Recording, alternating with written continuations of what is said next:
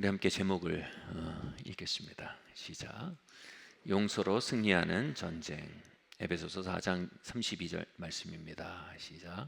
서로 친절하게 하며 불쌍히 여기며 서로 용서하기를 하나님이 그리스도 안에서 너희를 용서하신 같이 하라.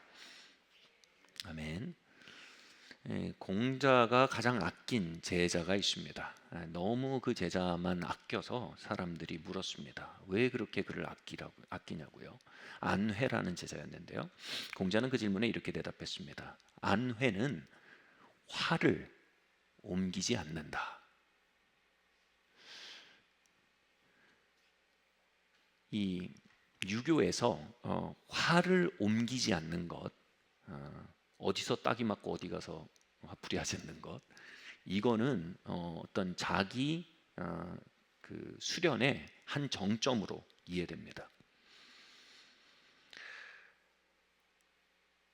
왜 그럴까요?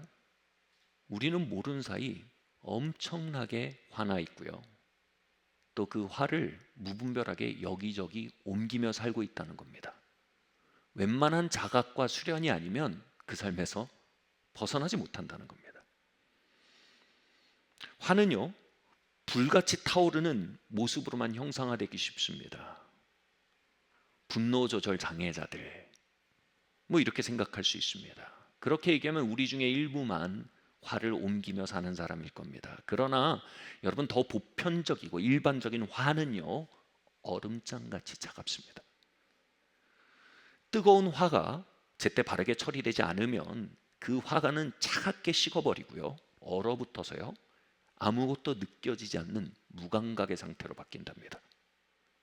그래서 제가 신학교에서 영성신학을 공부할 때 차갑게 식어버린 기도, 차갑게 식어버린 예배는요, 하나님에 대한 억압된 분노의 한 형태로서 나타난다라고 배웠습니다.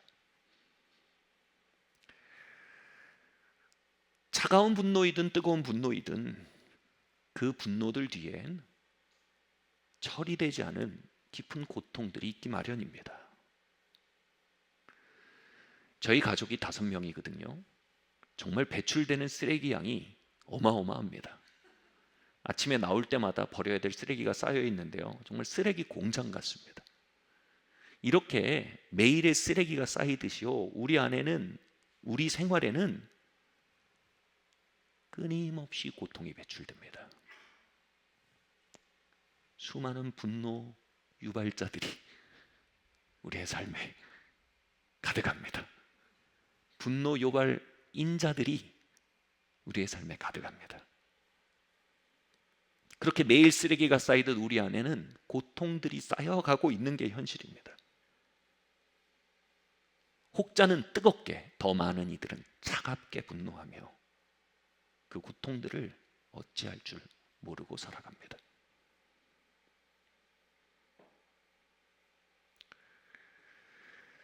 에베소서 4장 31절에서 32절 말씀 함께 메시지 성경으로 읽어보겠습니다. 시작. 가시돋친 말, 서로 헐뜯는 말, 불경스러운 말은 입에 담지도 마십시오. 서로 친절하게 대하고 서로 마음을 쓰십시오.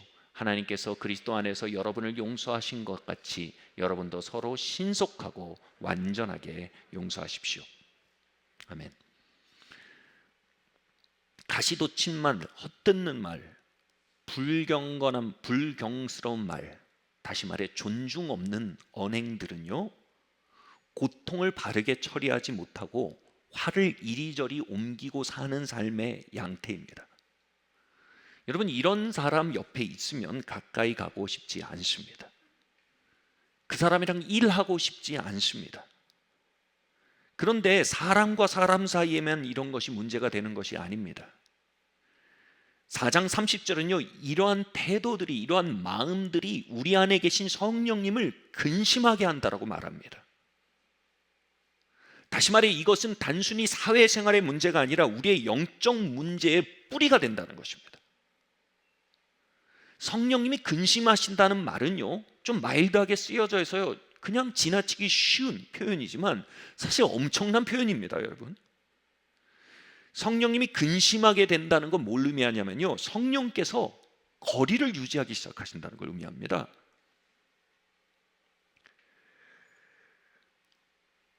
그분의 숨결과 그분의 심장 박동 소리와 그분의 임재를 경험하며 살도록 성령님이 우리에게 오셨습니다.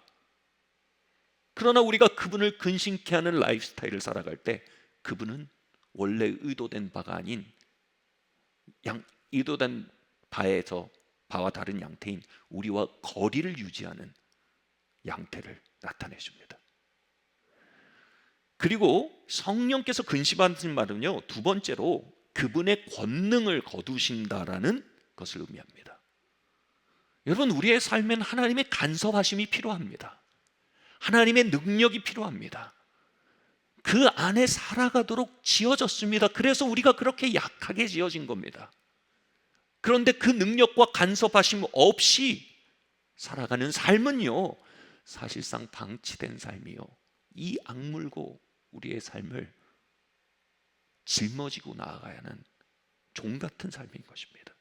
지원 없는 삶, 방치된 삶, 홀로 고투하는 삶이 되는 것입니다. 이것은 하나님이 의도한 삶이 아닙니다. 이것은 성령께서 근심한 결과로 나타나는 삶입니다. 사도행전 6장 8절은 말합니다. 스데반이 은혜와 권능이 충만하여 큰 기적과 표적을 민간에 행하니, 스데반의 삶에선 성령님이 근심을 안 하셨습니다. 그래서 은혜가 충만했습니다. 다시 말해 하나님의 임재가 매우 선명하여 그분의 표정이 보일 정도로 스데반과 성령님은 가까웠습니다. 스데반의 삶에 성령의 권능이 충만했습니다. 다시 말해 성령님의 개입하심과 권능이 그의 삶에 빈번히 아주 강하게 나타났기에 하나님만 하실 수 있는 일들이 그의 삶에 보여졌습니다. 이런 스데반의 삶의 비밀은 무엇이었을까요? 도대체 스데반이 읽는 성경 버전은 뭐였을까요? 도대체 스데반은 하루에 몇 시간 기도했을까요? 스데반은 도대체 어떠한 형태의 기도 생활을 했을까요? 스데반은 어떤 성경 공부를 했을까요? 아니, 스데반은 어떤 색깔 양말을 신었을까요? 스데반은 몇 시에 일어났을까요? 몇 시에 잤을까요? 스데반의 비밀이 뭘까요?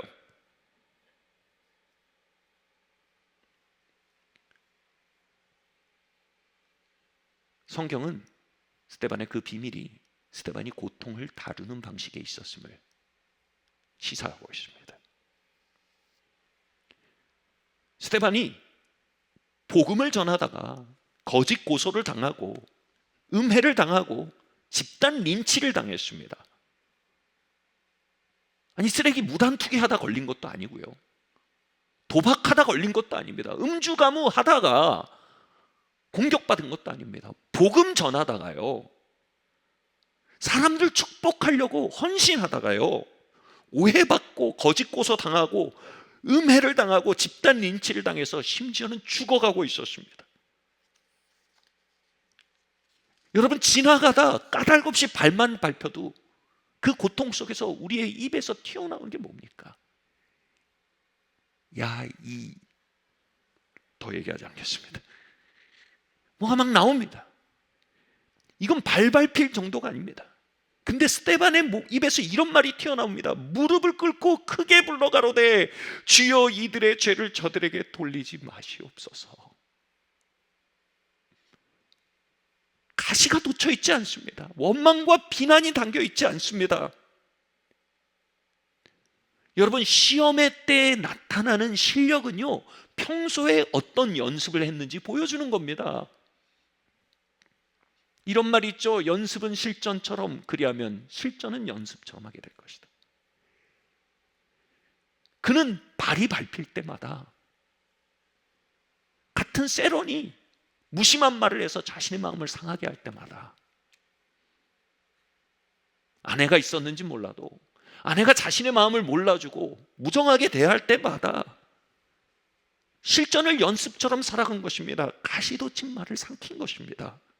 비난과 원망으로 나아가지 않게 하려 것입니다. 삶에서 만난 생활 고통들을 바른 방식으로 다루는 연습을 해온 것입니다.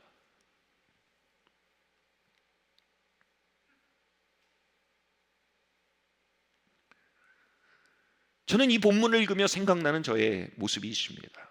제가 전도사 시절 사역을 시작할 때 열정이 넘쳐서요, 정말 기도 열심히 하고 하나님께 매달렸습니다. 그러니까 성령님이 응답하셔서요, 하나님의 개입하심이 높아지고요, 능력이 높아지고요, 사역 가운데 하나님의 개입하심들이 많이 나타났습니다. 그런데 그러한 사역을 박수 쳐주고 좋아할 줄 알았는데 경계하고 달갑지 않게 생각하시는 분들이 계셨습니다. 고통스러웠습니다. 마음이 괴롭고 혼란스러웠습니다. 아니, 내 인생에 이렇게 훌륭한 일을 할 때가 또 있나? 근데 내 인생에 이런 비난을 받게 되다니 너무 불공평하다. 그렇게 기도하고 있는데 주님의 십자가가 눈앞에 열려 보여졌습니다. 십자가에 주님은 발이 밟힌 정도가 아니었습니다. 억울한 비난을 받은 정도가 아니었습니다. 발가벗겨져 찢겨지고 천인공노할 인류의 역적으로 오인되어 십자가에 달려 계셨습니다. 그 십자가의 주님께서 숨을 몰아쉬며 이렇게 말씀하시는 것이었습니다. 주님, 저들의 음해를 용서하여 주십시오. 저들의 집단 린치를 용서하여 주십시오. 주님, 저들의 질투를 용서하여 주십시오. 주님, 저들의 경쟁심을 용서하여 주십시오. 저들의 폭력성을 용서하여 주십시오. 저들이 하는 바를 저들이 알지 못합니다. 저들의 죄를 저들에게 돌리지 말아 주십시오, 아버지.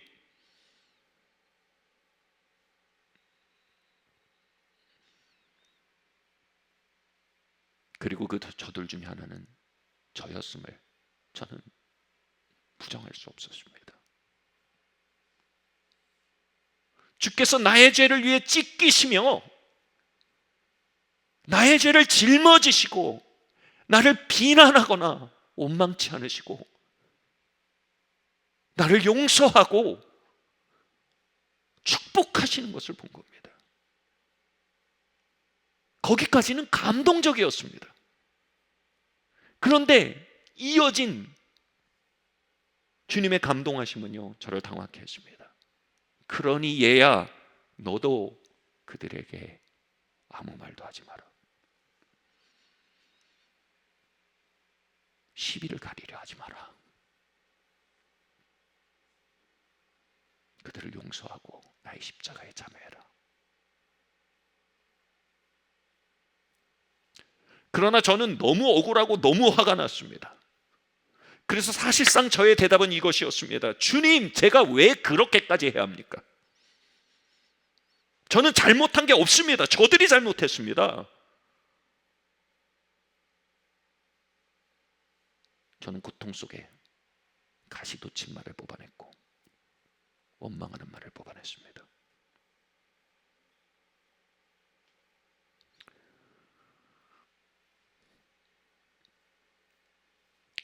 감자에서 싹이 나고 뿌리가 나면 독이 있다고 하죠. 잘라내야 합니다. 고통 속에서요, 원망이 나오기 시작하고 비난이 나오기 시작하면요, 가시돋친 말들이 나오기 시작하면요, 그걸 성경은 쓴뿌리라고 합니다. 쓴뿌리는 독성을 가지고 있습니다. 그래서 히브리서는 쓴뿌리가 나서 우리가 은혜에서 미끄러져 나가게 되므로 조심해야 된다고 경고합니다. 저는 철없고 유치했습니다. 저는 고통에 사로잡혀 그 고통에서 자라고 있는 쓴뿌리를 전혀 관리하지 않았던 것입니다. 여러분, 쓴뿌리의 원리는 무섭습니다. 여지없이 은혜가 걷히기 시작했습니다. 뜨겁고 힘있던 기도 시간은 힘을 잃고 식어가기 시작했고 기도 시간이 점점 줄어들었습니다. 사역의 하나님의 개입과 권능은 점점점 희박해져 갔습니다. 여러분, 은혜가 걷히면 별 수 있습니까? 은혜 걷히면 누가 죄를 이기겠습니까? 은혜 거치면 우린 동물 이상도 이하도 아닌 것입니다. 제 안에 육성들이 고개를 들기 시작했습니다. 죄와 지옥의 역사에 대한 저항력이 현저히 떨어지기 시작했습니다. 또한 히브리서는 쓴뿌리가 나면 여러 사람을 더럽히게 된다고 말합니다. 여러분, 고통을 원망과 비난으로 해소하려는 것은요, 매우 인기 있는 라이프스타일입니다. 단기적으로 속이 시원합니다. 배설감이 있습니다. 그러기에요, 굉장한 전염력이 있습니다. 결국 제가 사역하던 공동체는 급속도로 은혜가 걸치고요, 쓴뿌리가 번져나가기 시작했습니다. 마침내 그 공동체는 둘로 쪼개져서 서로를 공격하는 지경에 이르게 되었습니다. 그것은 단언컨대 제 인생의 가장 큰 아픔이었고 가장 큰 실패였습니다. 시간이 지나고 보니 그 실패의 시작이 무엇인지 저는 선명히 볼 수 있습니다. 바로 용서를 거절한 데서 모든 것이 시작되었습니다.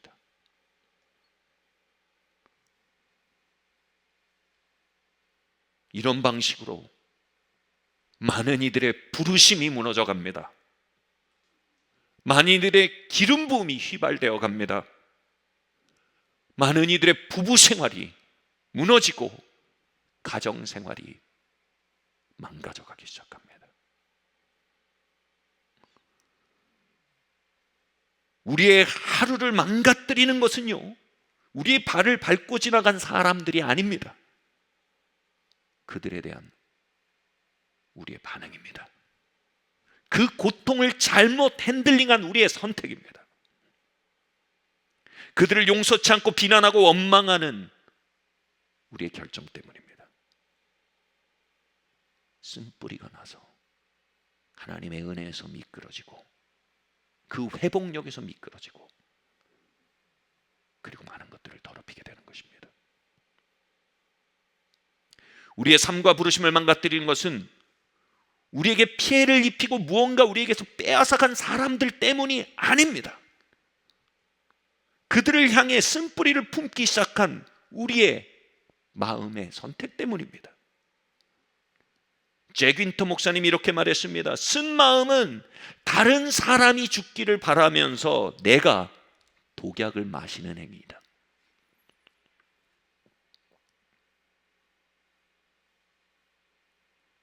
여기 가신 문지영 자매님이 제 발을 팍 밟고 지나갔습니다. 너무 아픕니다. 그리고 어제 산 신상 신발입니다.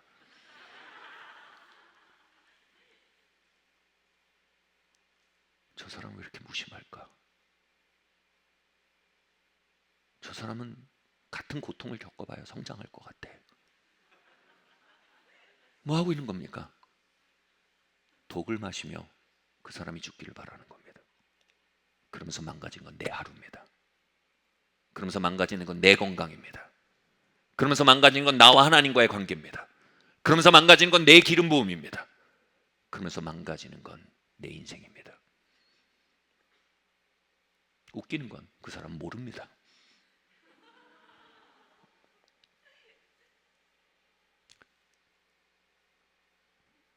문지영 자매님 용서합니다. 정말 억울하시겠네요. 네.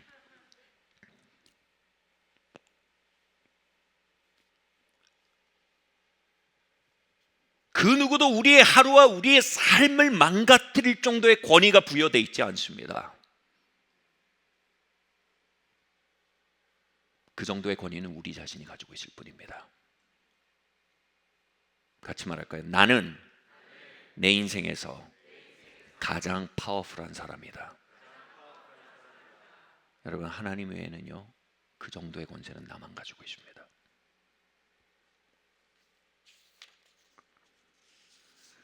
여러분, 그 파워는요, 그 권위는요, 우리가 고통을 겪을 때 매우 큰 혼돈을 느낍니다. 왜냐하면 고통을 느끼면요, 우린 피해자처럼 생각하기 쉽습니다. 우리가 희생자처럼 생각하기 쉽습니다. 우리가 무력하게 느껴지기 시작합니다. 그런데 그때 가장 파워풀한 결정을 내릴 수 있는 시기임을 우리는 반드시 기억해야 합니다. 우리는 쓴마음을 선택하거나 용서를 선택할 수 있습니다. 우린 그것을 단회적 아픔으로 제한되게 만들거나 우리의 삶 전체를 불태우는 산불로 만들 것인지 결정할 수 있는 갈림길은 우리에게 있습니다. 마태복음 18장 33절에 34절 말씀 함께 봉독하시겠습니다. 시작. 내가 너희를 불쌍히 여긴과 같이 너희도 내 동료를 불쌍히 여김이 마땅하지 아니하냐 하고 주인이 노하여 그 빚을 다 갚도록 옥졸들에게 넘기니라. 여기 두 사람이 나옵니다. 하나는 왕이고 하나는 종입니다. 왕은 종에게 수백억에 해당하는 돈을 탕감해 줍니다. 그게 갚을 능력이 없는 것을 알았기 때문입니다. 자비입니다. 이게요. 그는 정의로선 권리를 가졌지만 자비로서 자신의 손실을 끌어안고 그를 자유케 해줬습니다. 그런데 이 종이 기쁘게 돌아가다가 자신에게 3달치 임금 정도, 한 몇백만 원, 5, 600만 원, 여러분 5, 600만 원 안 갚으면 아프죠. 아픈 일입니다. 갚지 않은 동료를 만납니다. 그래서 그의 멱살을 잡고 말합니다. 그것을 다 갚기 전까지 내가 너를 감옥에 쳐넣겠다. 여기 두 가지 레벨이 나옵니다. 하나는 은혜와 자비의 레벨입니다. 하나는 정의의 레벨입니다. 이 이야기는요, 두 레벨을 왔다 갔다 하는 사람들로 구성되어 있습니다.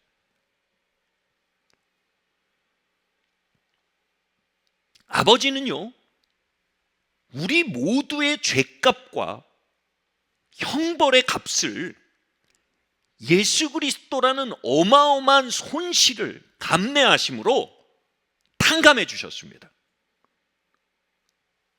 아멘. 이게 속전, 대속이라는 기독교의 가장 핵심 진리입니다. 기독교 핵심 진리는 대속입니다.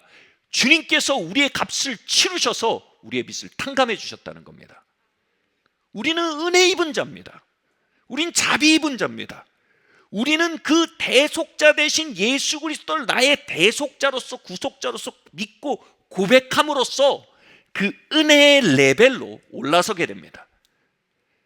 은혜의 레벨에서 뭡니까? 내가 마땅히 겪어야 할 형벌을 겪지 않을 수 있는 자비가 있는 곳입니다. 내가 마땅히 겪어야 할 저주들을 겪지 않을 자비가 있는 곳입니다.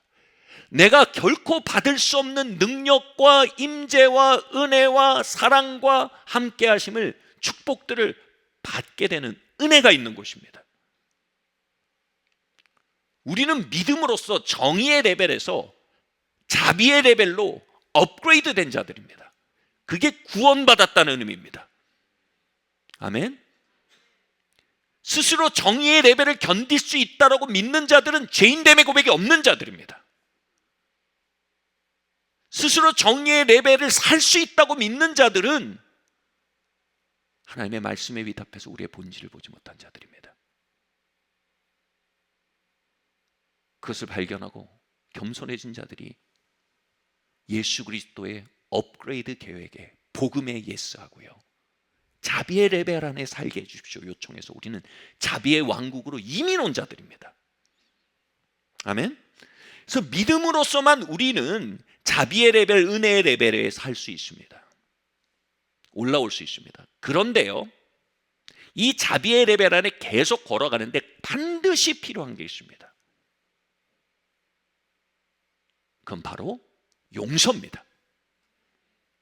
누군가 나에게 손실을 미치고 나를 아프게 하고요, 불의한 일을 행한 것에 대해 우리가 순간적으로 justice, 정의라고 외치면요, 어떤 일이 일어난다고 말합니까? 우리는 그 정의를 외치는 순간 정의의 레벨로 내려오게 됩니다. 여기는 우리가 마땅히 겪어야 할 일들을 겪어야 되는 레벨입니다.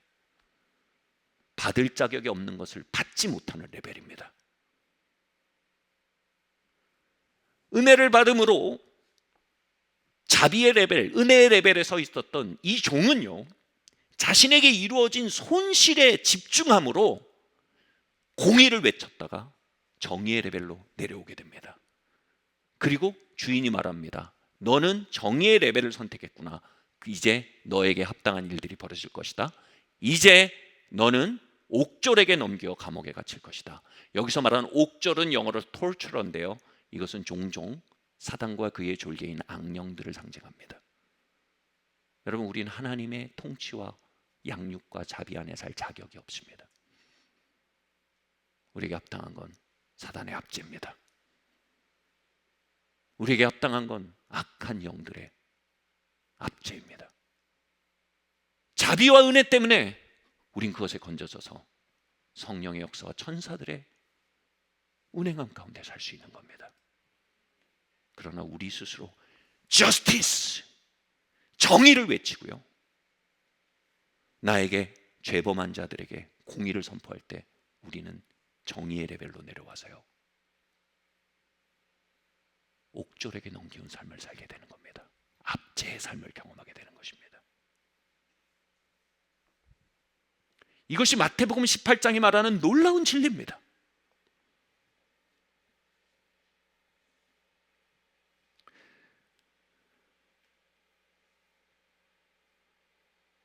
전도사 시절 저는 자비와 은혜로 하나님의 축복을 누리고 있었지만, 하나님의 임재와 기름 부음을 누리고 있었지만 고통을 경험할 때 위기가 왔던 겁니다. 그때 정의를 선택해버린 것입니다.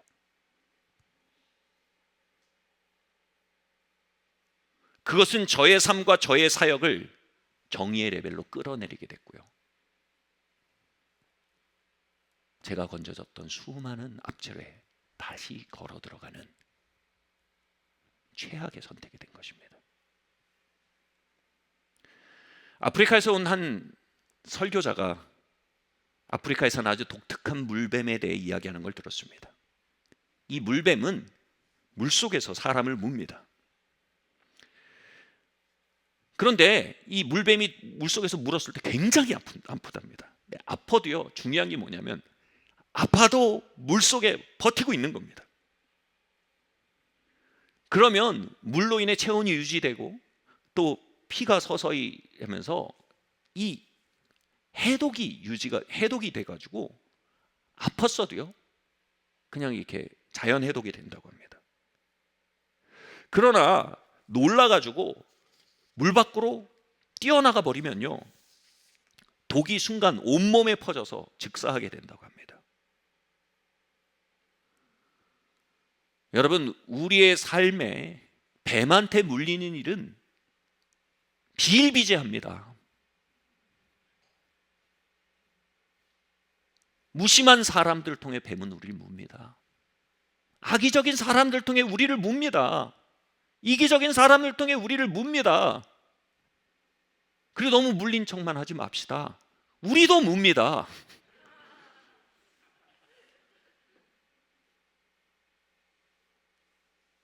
그리고 그 뒤에는 영적인 힘이 있기 때문에 그 고통들은 종종 아주 절묘할 정도 우리의 폐부를 찔러옵니다. 여기서 중요한 건요, 은혜와 자비의 강물 안에 계속 머무는 것입니다. 어떻게 해요? 우리를 아프게 한 그 사람들을 자비롭게 대함으로요, 우리에게 손실을 끼친 그 사람들을 은혜롭게 대함으로요. 여러분, 그 종이요, 왕과 자신 사이의 계산에 대해 집중했다면요, 동료와 자신 사이의 계산에 대해서는 뛰어넘을 수 있었을 겁니다. 그런데 이 수백억의 계산에 대해서 망각하고요, 이 수백만 원의 계산에 대해 집중할 때요, 그는 결국 수백억의 계산에서 손실을 본 것입니다. 여러분, 우리는 하나님의 은혜 안에 있어야 합니다. 하나님의 자비 안에 있어야 합니다. 아파도요, 거기 버티고 있으면 회복은 일어납니다. 아파도 거기 버티고 있으면 보상은 일어납니다. 아프다고 저스티스를 외치기 시작하면요, 우리의 미래가 사라집니다.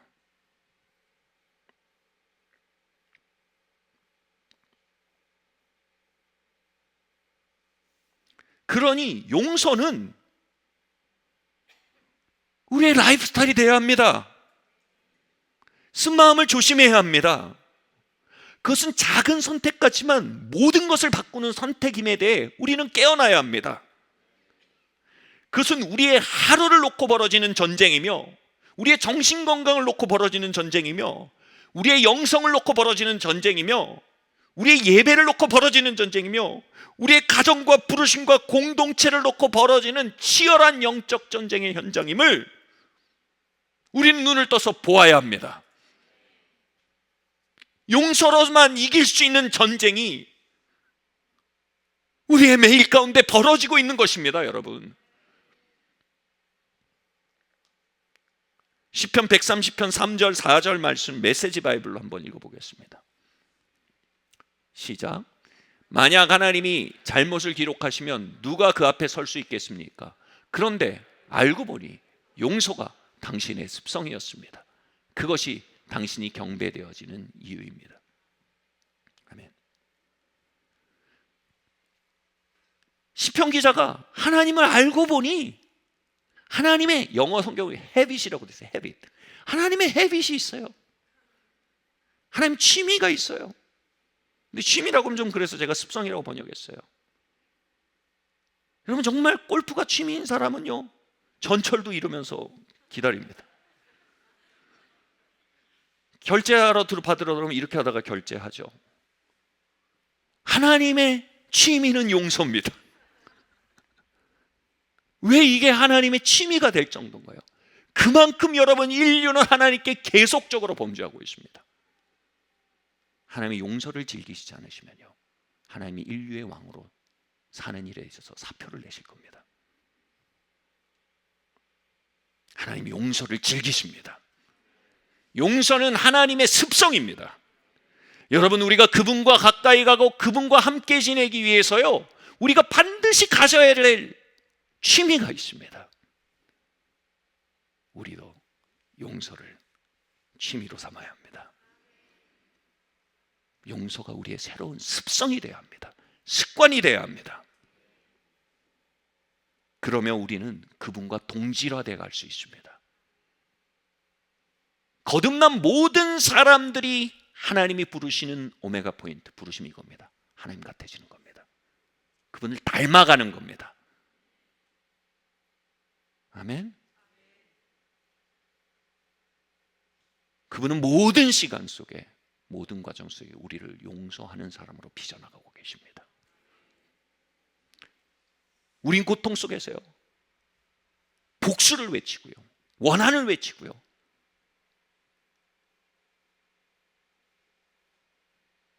공격을 외치는 습성을 가지고 있었습니다. 그렇게 길이 나버린 사람들입니다. 하나님은 우리 안에 새로운 길을 뚫고 계십니다. 새로운 습성을 시작하고 계십니다. 바로 우리를 아프게 한 자들을 용서하는 것입니다. 우리를 상하게 한 연장들을 용서하는 것입니다. 여러분, 그 새로운 습성을 연습하기에 굉장히 훌륭한 연습장을 우리는 허락받았습니다. 아멘. 운전만 해도 얼마나 연습할 일이 많아요. 결혼하면요, 연습할 일 엄청 많습니다. 애 키우시면 더 많습니다. 불평하지 맙시다. 아멘.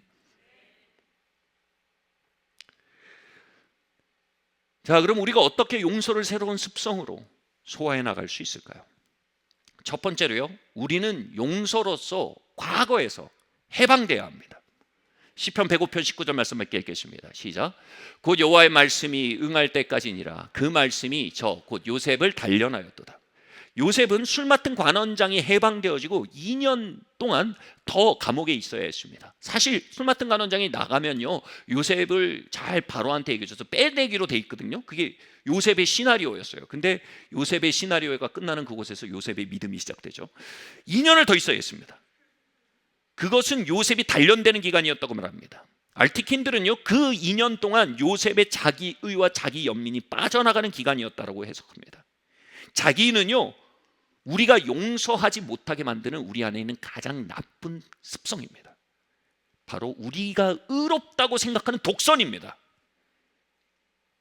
성경에서요, 간음보다요, 도둑질보다요, 더 하나님 앞에 큰 장애물이 있습니다.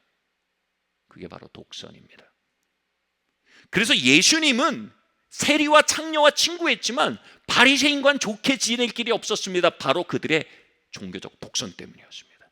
난 옳아, 난 의로워.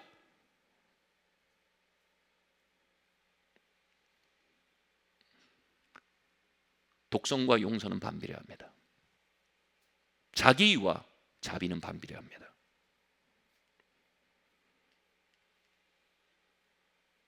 요셉은 해와 달과 12별이 자신에게 절하는 비전을 보았습니다. 어렸을 때요. 그리고 그 비전이 자신에게 어울린다고 생각했습니다. 그 비전이 얼마나 자신에게 합당치 않은 자인지 자신의 실체를 모르고 있었던 것입니다. 바로 자신의 죄성과 허물을 보지 못한 것입니다.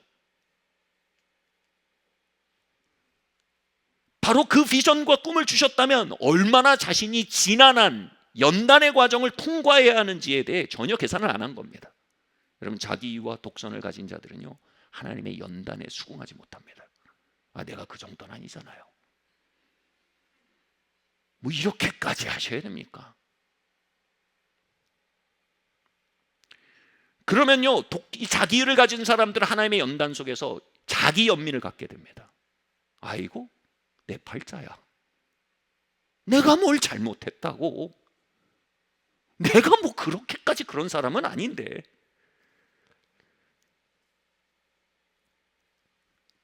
요셉의 2년 동안 이 자기와 자기 연민이 빠져나갑니다. 그리고 점점 그의 눈에 보이는 것은 무엇입니까? 해와 달과 12별이 절하는 그 영광스러운 자리를 향해 끊임없이 빚어져 가야만 하는 진흙 같은 자신을 본 겁니다.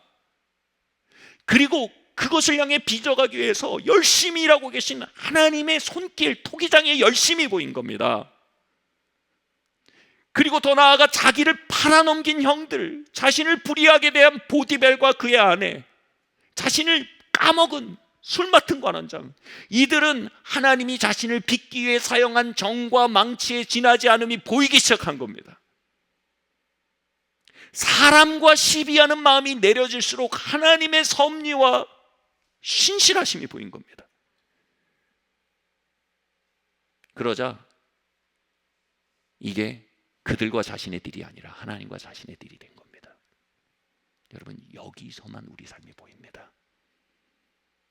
사람과 시비하는 마음은요, 하나님의 섭리를 향해 눈을 멀게 만듭니다.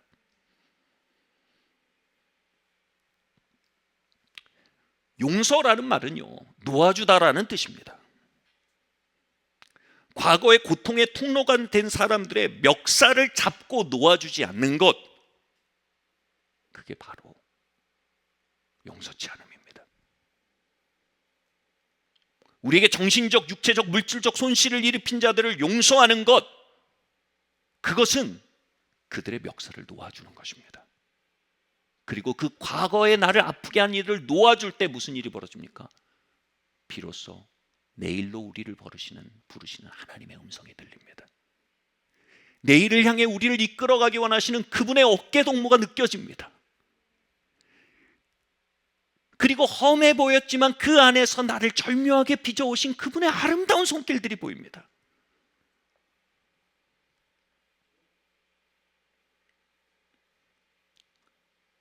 시비하는 마음이 내려질 때 신뢰가 시작이 됩니다. 할렐루야. 그리고 2년이 지나서야 그는 해와 달과 12별이 절하는 그 자리에 서게 되고, 그 자리에서 독선이 아닌 자비를 나타내고, 그 자리에서 자기 연민으로 인한 보상 심리가 아닌 하나님의 은혜를 나타내는 통로가 되었습니다. 형님들을 만났을 때 그들을 용서할 준비가 된 것입니다.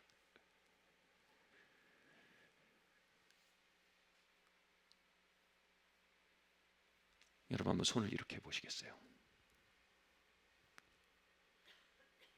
누구 얼굴인가요?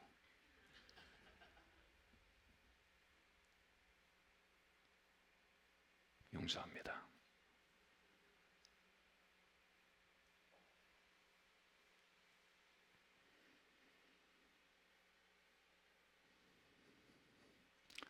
솔직히 말씀드릴게요.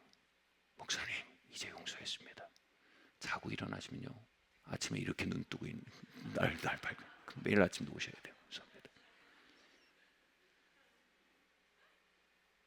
그러다 보면 습관이 되는 겁니다.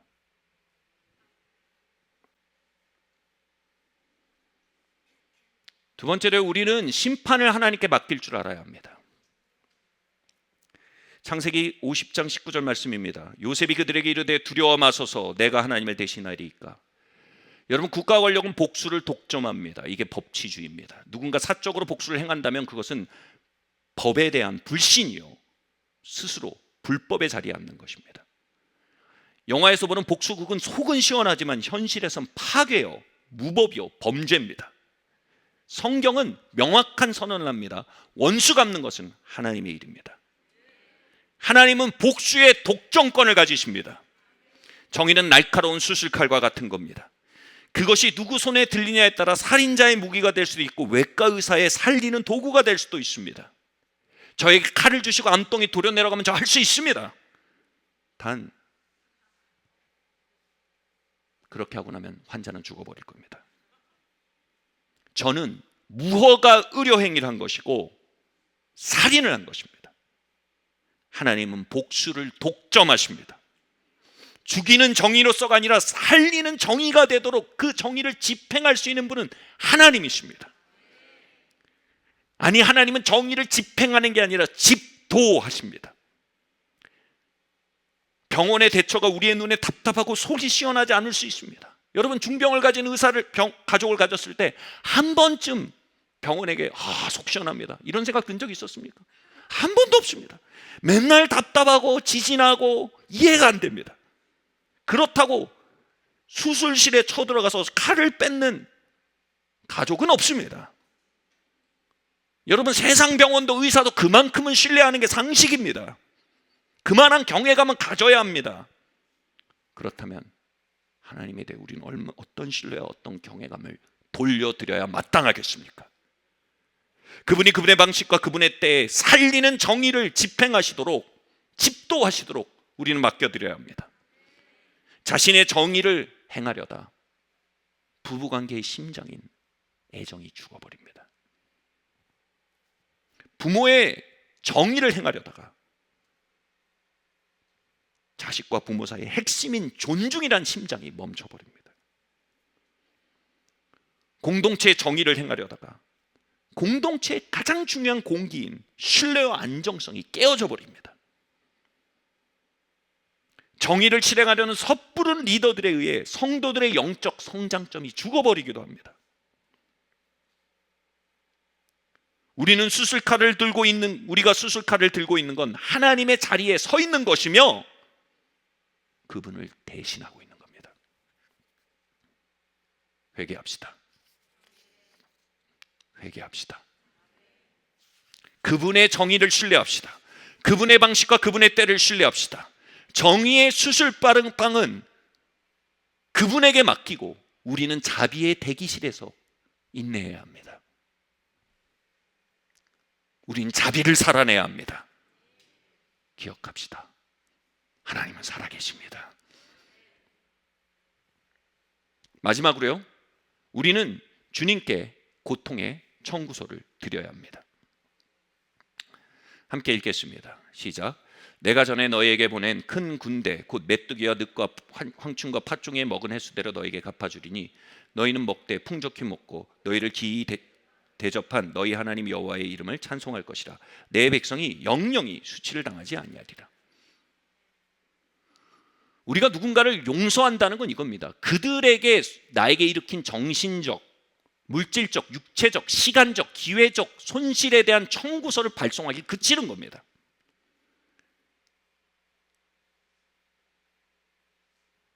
You must pay 라는 청구서를 포기하는 겁니다. 그것은 이미 벌어졌고 그 손실을 복원할 수 있는 사람은 없습니다.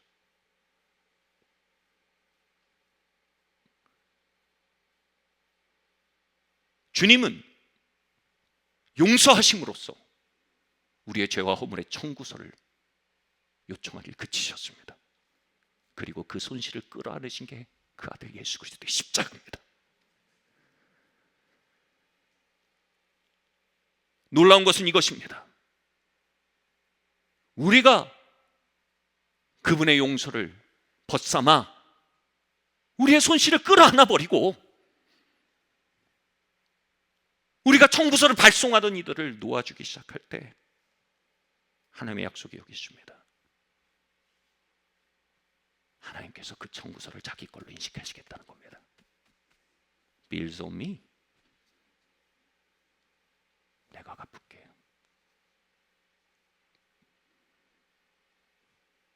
메뚜기와 늑과 황충이와 판충과 팥동이가 먹은 횟수대로 너희에게 갚아줄게.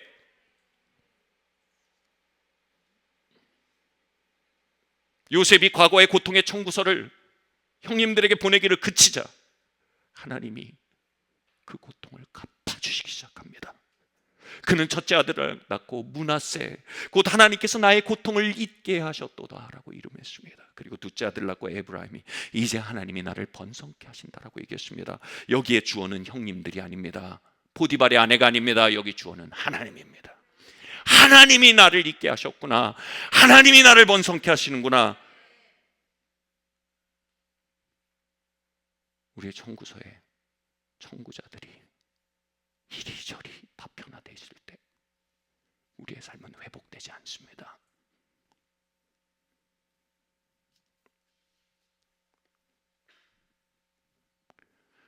믿음의 선배이죠. 제임스 조던은요, 매우 거친 아버지를 가지고 있었습니다. 아버지는 2차 세계대전 참전 군인이었고요.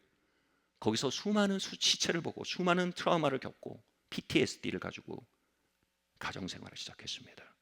그러므로 말미암아 그는 자신의 자녀들을 돌보거나 격려하거나 양육하거나 사랑할 능력이 없는 자로 시작되었습니다. 상처받은 자는 상처 주죠. 제임스는 아버지로부터 어마어마한 상처를 받으며 컸습니다. 결국 제임스가 사람을 신뢰하는 능력이 없어졌고요. 안정적으로 지낼 수 있는 능력이 없어졌고요. 사람과 공존할 수 있는 능력이 없어졌고요. 그는 사람들을 떠나 산속을 헤매는 야인이 되었습니다.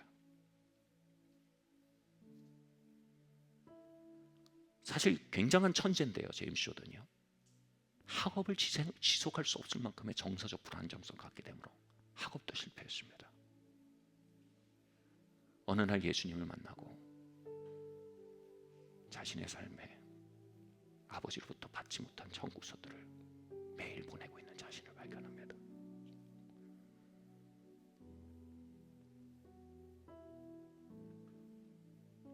아버지가 빼앗아간 기회들을 매일 멱살 잡고 있는 자신을 발견합니다. 그리고 주님께서 감동하십니다. 얘야, 이제 너희 아버지를 놓아주려구나. 나와 함께 내일로 가자. 그는 마음으로부터 그 청구서를 하나씩 찍기 시작합니다. 주님, 내 학업의 기회를 허락하지 못했던 아버지를 용서합니다. 나에게 애정 어린 말을 하지 못했던 아버지를 용서합니다. 나에게 학대적 언어로 마음을 깨뜨렸던 아버지를 용서합니다.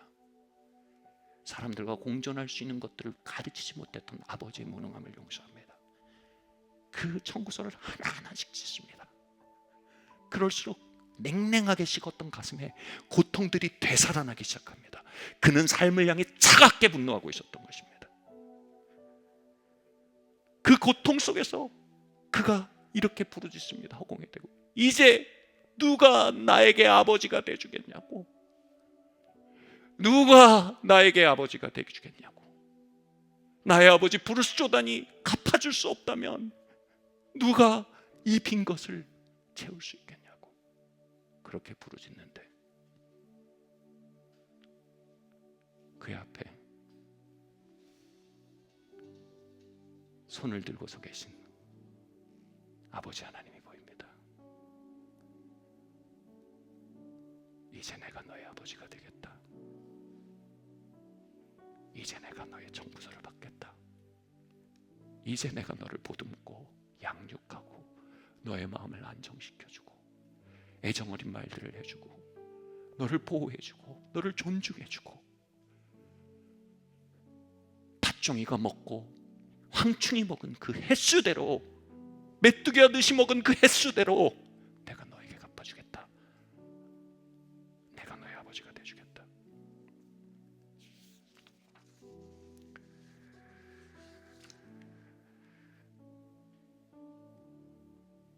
여러분, 아내의 멱살을 놓아주십시오. 내가 너의 반려자가 되어주겠다. 배신했던 친구들의 멱살을 놔주십시오. 이제 내가 너의 친구가 되어주겠다. 기대를 저버렸던 자녀들의 멱살을 놔주십시오. 이제 내가 너의 가족이 되겠다. 아버지는 오늘 여기 계십니다. 자리에서 일어납시다.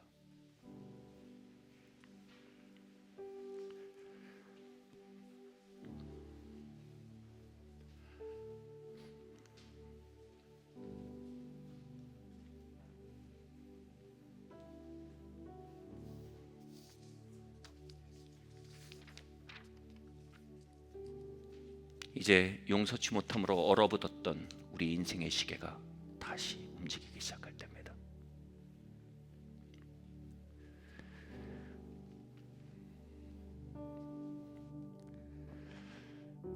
먼저 우리 용서로서 과거에서 해방되길 원합니다. 여러분, 배신했던 이들, 기대를 저버렸던 이들, 무심했던 이들, 여러분, 그들의 이름을 떠올려 보십시오.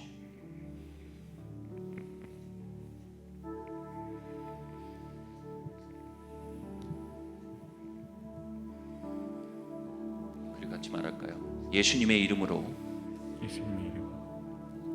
용서받은 자로서 당신에게 값없는 선물을 드립니다.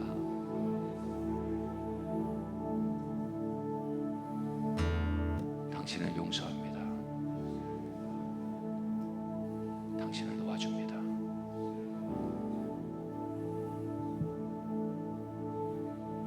당신을 자비롭게 여기기로 결정합니다.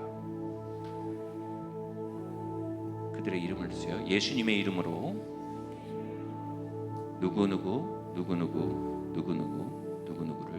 용서합니다. 여러분, 귀에 들릴 정도로 말하세요. 여러분, 이분요 영적인 권세가 있습니다. 이걸 사용하십시오. 예수님의 이름으로 아버지를 용서합니다. 어머니를 용서합니다. 가족들을 용서합니다. 최선을 다했지만 그들의 최선은 나를 충만케 하기에 역부족이었습니다. 그래서 내 용서합니다.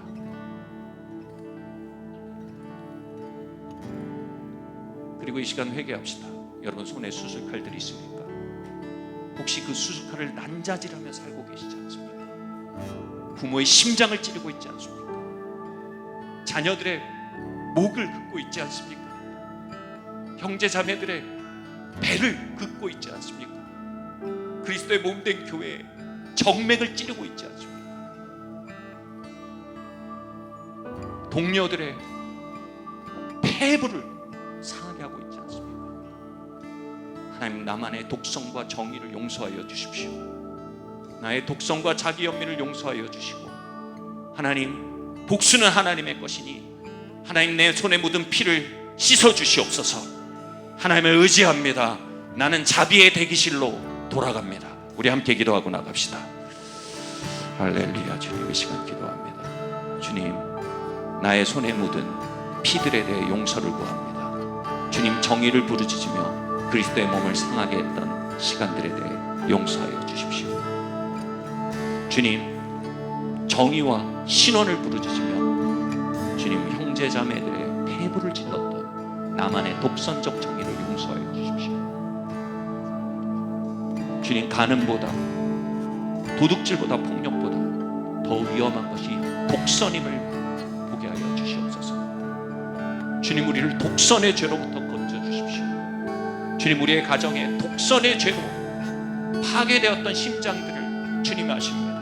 용서하여 주십시오. 주님, 독선적이었던 부모 자식 관계를 용서하여 주시고, 독선적이었던 부모 관계를 용서하여 주십시오. 자기의에 취했던 우리의 들보를 씻어주시고 빼내주시기 원합니다. 여러분, 소리 높여서 구하세요. 주님, 우리를 자기의의 함정에서 건져주도록 구합시다. 우리 모두 은혜와 자비로 건져질 자들입니다. 여러분, 그렇게 함으로 우리는 은혜와 자비의 스테이지로 올라갈 수 있는 것입니다. 할렐루야. 주님의 용서가 이곳에 있습니다. 주님이 그 독선들을 용서하십니다.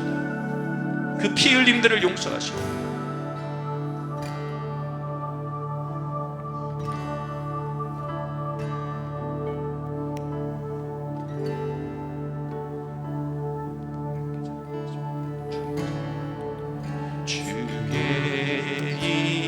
인자는 끝이요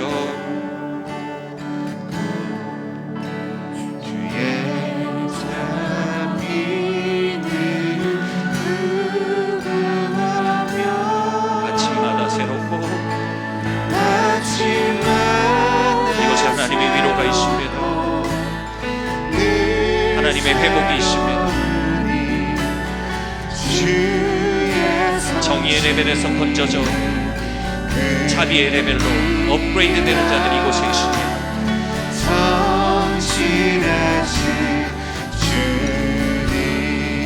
여러분, 여러분의 청구서들 한번 모아보십시오. 받아야 했지만 받지 못한 것들, 당하지 않았어야 저질러졌던 일들, 이 시간 그 청구서를 하나님 앞에 드립시다. 회복의 하나님, 나의 고통을 드립니다. 나의 아버지가 되어주십시오. 나의 어머니가 되어주십시오. 나의 갚는 자가 되어주십시오. 나의 친구가 되어주시고 나의 가족이 되어주십시오. 여러분, 함께 고백하고 나가겠습니다. 한 소리를 내서 고백합시다. 할렐루야 주님, 할렐루야 주님, 오 주님, 내가 너의 아비가 되리라. 내가 너의 아비가 되리라. 용서하라, 놓아주라. 내가 너의 아비가 되리라. 내가 너를 위로하고, 내가 너를 고치고, 내가 너를 회복하고, 내가 너를 존중하고, 내가 너를 씻기고, 내가 너를 가까이 하며, 내가 너를 가르치며, 내가 너를 양육하며, 내가 너를 훈련시키고, 내가 너를 높이리라. 내가 너의 아비가 되리라. 나에게 기회를 다오. 내가 너의 아비가 되도록 기회를 다오. 우리 함께 목소리 높여 우리 아버지 하나님을 높이고 나갑시다. 주의 인자는, 주의 인자는 끝이요 주의 자비는 이 찬양이 이 방을 메우게 합시다. 아침마다 새롭고 늘 새로운 여기 아버지의 사랑의 강물이 흐릅니다. 마음을 열고 받아들이세요. 그 용서의 강물, 죄인들을 품고 용서하시는 그 용서의 강물로 나오십시오. 아침마다 새롭고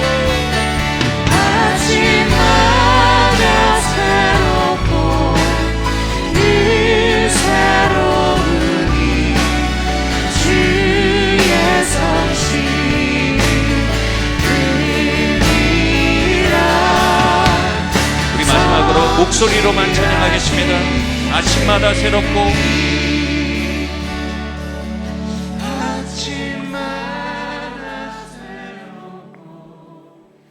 늘 새로우니 주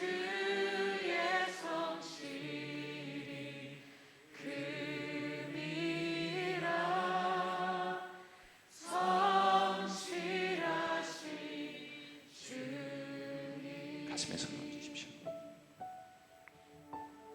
이 시간 하늘 아버지의 사랑과 회복을 각 사람의 가슴 안에 축복합니다.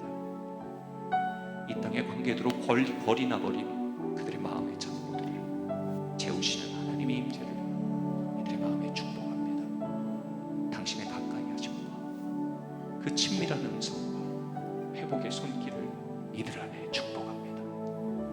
주님, 그 트라우마의 시간 동안 상했던 몸을 이 시간 아버지 고쳐주십시오.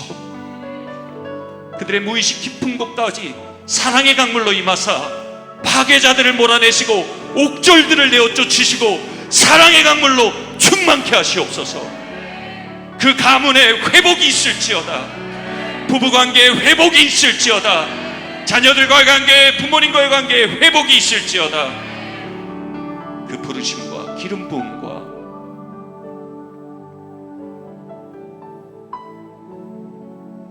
그들의 길 위에 회복이 있을지어다. 요셉의 감옥문이 열리듯 그들의 삶의 감옥이, 과거의 감옥이 열려져 예수 그리스도 이름으로 자유가 임할지어다. 이 모든 말씀 예수님의 이름으로 기도드립니다. 준비하신 봉헌 주님께 드리며 나아가도록 하겠습니다.